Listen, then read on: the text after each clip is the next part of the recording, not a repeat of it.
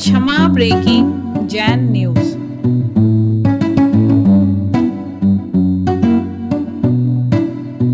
जिज्ञासा रख रही हैं श्रीमती निधि जैन IAAS मुंबई, और उसके बाद तैयार रहेंगे सेठ अंकुश जैन CA फाउंडर मुंबई।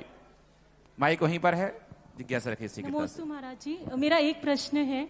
जैसे हमें कहा जाता है कि हम वर्तमान में जिए, क्योंकि हम ज़्यादा भविष्य के या भूत के बारे में सोचते हैं तो और मतलब परिणाम हमारे खराब होते हैं। तो वर्तमान में जीने का क्या सूत्र है? भविष्य में सोचने की मनाही नहीं है, लेकिन भविष्य में इतने ज्यादा भयभीत हो जाना, इतना सोचना कि वर्तमान को ही करना हम भूल जाएं। मंजिल पर जाना है, हमें शिखर जी जाना है, एक लक्ष्य है, लेकिन शिखर जी जाते समय हम इतने मस्त ना हो जाएं कि सामने गाड़ी खड़ी हो और हम उसमें बैठ भी ना पाए। तो हमें वर्तमान, क्योंकि ये भी जानना जरूरी है कि भविष्य का महल वर्तमान पे खड़ा होता है। यदि वर्तमान हमारा शांत प्रिय है तो भविष्य भी शांत प्रिय है। वर्तमान हमारा अच्छा है तो भविष्य भी हमारा अच्छा है। तो हमारी दृष्टिकोण ये होना चाहिए, भविष्य को अच्छा करने के लिए वर्तमान को अच्छा करना चाहिए, और वर्तमान जितना अच्छा हो जाएगा उतना ही भविष्य उज्ज्वल होगा। सन 1981 की घटना है, द्रोणागिरी की। वहां पर एक व्यक्ति सज्जन आए, बोले महाराज मेरा भविष्य क्या है? आचार्य महाराज के मेरा भविष्य क्या है? तो आचार्य ने कहा भैया मैं किसी का भविष्य नहीं बताता हूं, मुझे अपने भविष्य मालूम नहीं है, तो मैं आपका क्या बताऊं? पर वो बहुत पैर पकड़ के बैठ गए, नहीं मुझे भविष्य तो आपको बताना ही पड़ेगा। बड़े लोग हमेशा ऐसे ही बोलते हैं, हीरा मुख से ना कहे लाख हमारो मोल। बड़े लोगों की विशेषता ये होती है, सब कुछ जानते हुए भी कहते हमारे पास तो कुछ भी नहीं है, हम तो कुछ भी नहीं है, हमारे पास तो अकिंचन है। महान लोगों की विशेषता होती है। लेकिन मैंने जो आपके संबंध में सुना है, आप सब जानते हैं, आप अंतर्यामी हैं। पैर पकड़ लिए उन्होंने, छोड़े नहीं, बोले हम तो आप भविष्य जान के ही आपको बताना ही पड़ेगा। क्योंकि वो बहुत दिक्कत में थे, अपने बहुत टेंशन में थे, इसलिए वो बैठे, हम लोग सब बैठे थे। आचार्य श्री ने कहा कि देखो भाई, मैं भविष्य तो सीधा बताता नहीं हूं, ना बताऊंगा, ना मुझे मालूम है। एक उदाहरण देते हैं, इससे तुम अपना भविष्य अंदाज लगा लेना। एक उदाहरण देते हैं कि मैं प्रश्न आपसे पूछता हूं, चोर का भविष्य क्या है? चोर का भविष्य क्या है? बोले मतलब चोर का भविष्य तो अंतुगत्ता जेल है, बस यही संकेत आपके लिए काफी है। और वो इतने आश्चर्य में बोले, आप कह रहे थे मैं कुछ नहीं जानता हूं, आपने कैसे जाना कि मैं चोर हूं?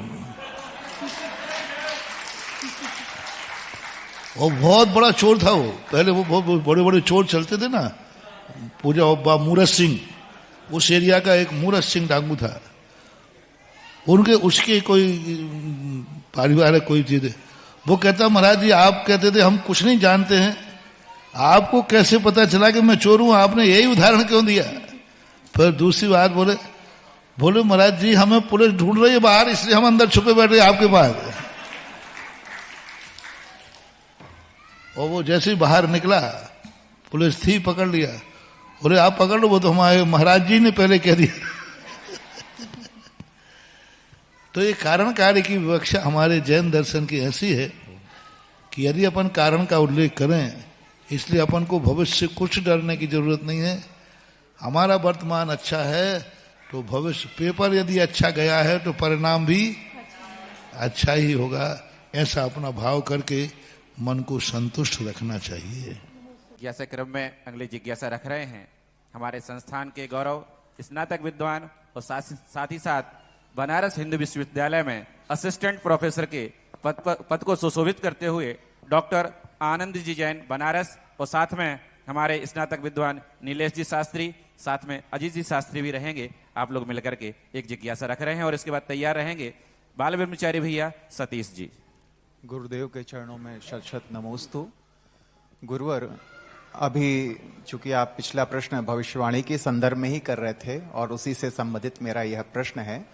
अभी विगत कुछ दिनों में समाधि से पूर्व आचार्य श्री की एक ऐसी बात सुनने में आई कि उन्होंने कहा था कि 2024 या आगामी कुछ समय हमारे लिए चिंताजनक है।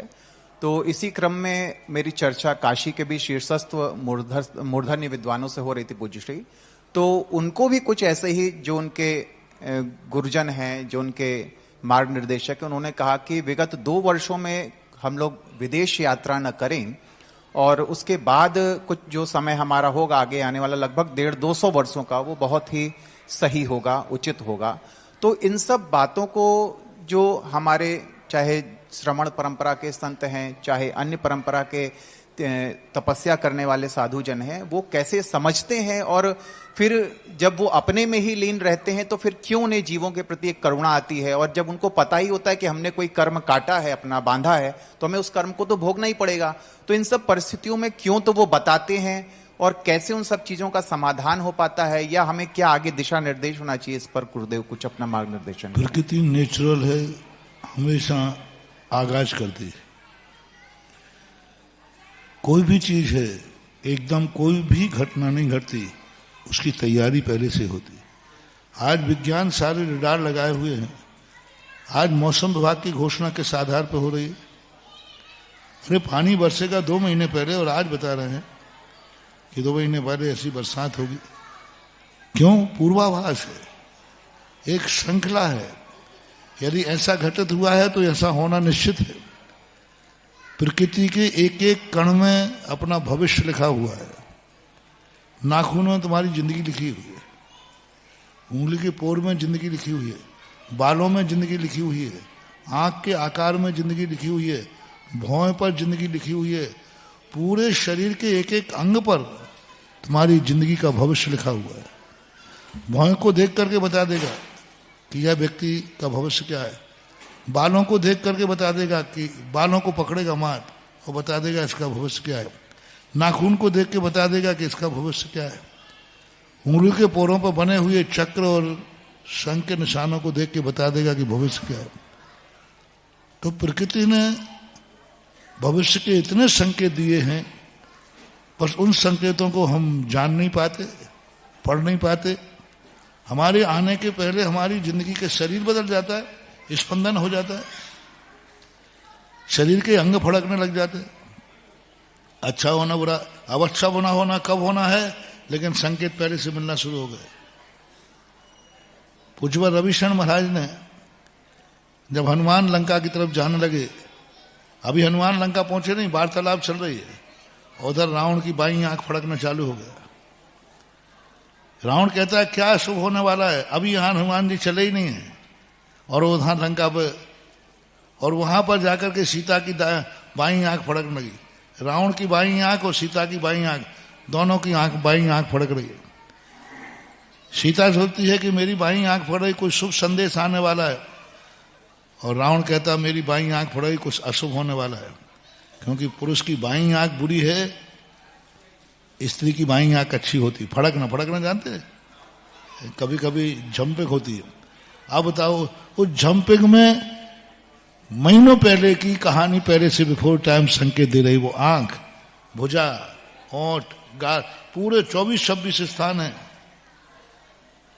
पेट का फड़कन होना, नाभि का फड़कन होना, पृष्ठभाग का फड़कन होना, पैर का होना, गर्दन का होना, कान का होना, ये सब लिखे हुए हैं पूरे।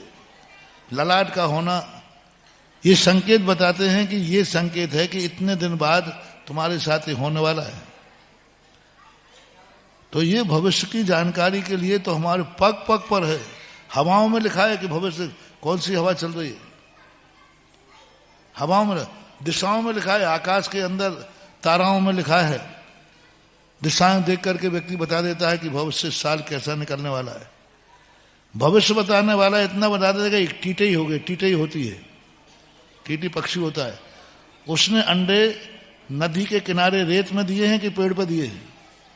अब बताओ टीटे को कैसे मारो?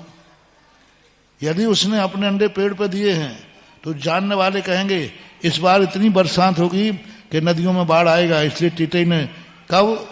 महीनों पहले अपने अंडे पेड़ के ऊपर दे दिए, और जैसे जाकर के नदी की रेत में अंडे दिए हैं तो जानने वाला बता देगा इस बार अकाल पड़ना है, टीटई ने अंडे रेत में दिए हैं। अब बताओ टीटई कौन सी जो सचार्य है? उसको कैसे आगाज हुआ कि यहां पर होने वाला है, बरसात नहीं गिरेगी इससे इस बार, इसलिए वो रेत में अंडे दे देती है, और इस साल बरसात गिरेगी वृक्ष पर जाके अंडे देगी। एक पक्षी है, उसको मालूम है। भुज में जब से भूकंप आया एक भी कुत्ता बिल्ली नहीं मरा। भूकंप आने के पहले वो गांव के बाहर खड़े हो गए, एक भी कुत्ता बिल्ली की मौत नहीं हुई, क्योंकि भूकंप आया नहीं। उसके पहले सारे कुत्ते जितने बंधे हुए थे, वो नहीं कह रहा हूं, जितने कुत्ते बिल्ली थे सब गांव से बाहर निकल गए।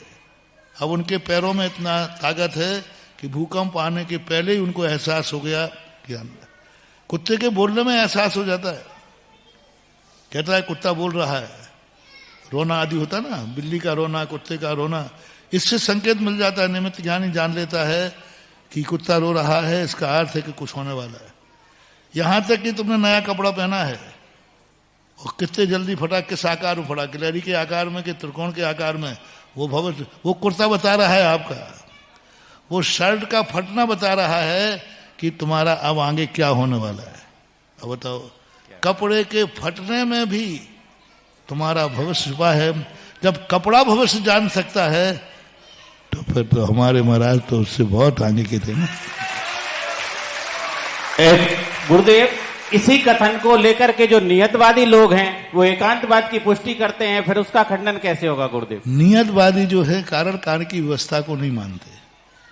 नियतवादी में एक है कि वो टाला नहीं जा सकता, यहां तो टालने का मौका है यदि हम उसको सावधान हो जाएं।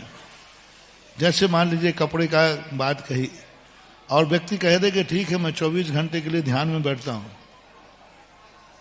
मान लो अशुभ हुआ था और रावण अपना दिमाग बदल देता कि वो राम के पास शरण में चला जाता है, तो पुरुषार्थ है। नियतवाद जो है अकर्मण्यता का प्रतीक है।